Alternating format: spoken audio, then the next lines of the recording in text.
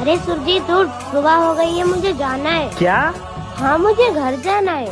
बब्बा आप जा रहे हो? हाँ सुरजीत, अब 11 दिन हो गए, मुझे घर जाना होगा। बब्बा आप मजाक कर रहे हो ना? नहीं नहीं, मैं मजाक नहीं कर रहा हूँ। बब्बा मन नहीं कर रहा आपको भेजने का? मन तो मेरा भी नहीं है जाने का, पर माँ को मेरी याद आ रही होगी, अब मुझे जाना होगा।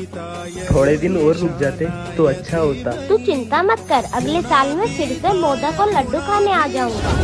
तू मेरी बात ध्यान से सुन, मेरा विसर्जन ढंग से करना, ऐसे ही कहीं फेंक के मत आ जाना।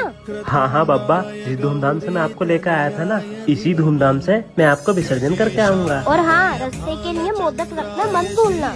हाँ हाँ मुझे पता है, आपको मोदक बहुत पसंद है, मैं जरूर लेके जाऊँगा। Very good my boy. Babba जब मुझे आपकी याद आएगी तो? जब तुझे मेरी याद आए तो बोलना ओम गण गणपति नमः, तो मैं आ जाऊंगा।